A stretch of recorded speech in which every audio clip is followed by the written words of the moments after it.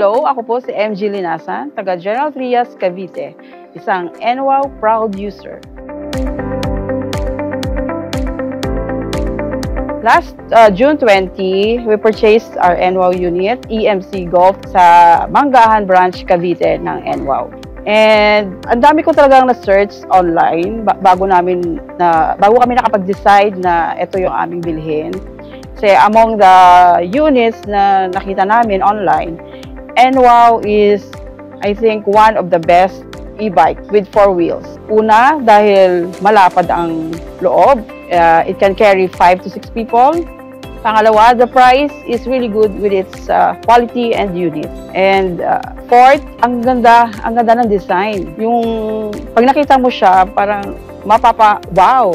Yun yung first impression ko nung unang-ina ko siya makita. We visited the NWOW branch dito sa Manggahan, and yun nga, namili na agad kami ng color, kung ano yung gusto namin. Pero since yung Dutch partner ko is mahilig talaga sa white, dahil nga yung weather daw dito is too warm, so he chose the white one. Okay.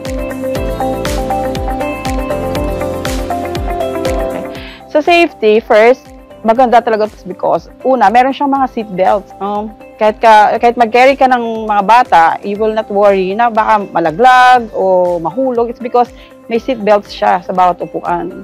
Yung kanyang wheels, it's a 4-wheel drive. So that means yung balance is perfect. This one is talagang safe na safe ang mga bata. Not only that, also mga elderly, pati mga PWD. Safe talaga yung mga rider dyan. Sa pang-araw-araw, talaga very useful siya sa amin. Simula pagising sa umaga, gahatid kami sa pamangkin ko, kay Mimi 1. We bring her sa St. Joseph Academy in the morning, and then in the afternoon, we pick her up with NWOW. And then after that, kapag sa umaga, nadala ko na siya sa school, it's time for me to go to mag-grocery. Gamit na gamit ko talaga tong NWOW in my everyday life. Ako po si MG Linasan, isang NWOW proud user.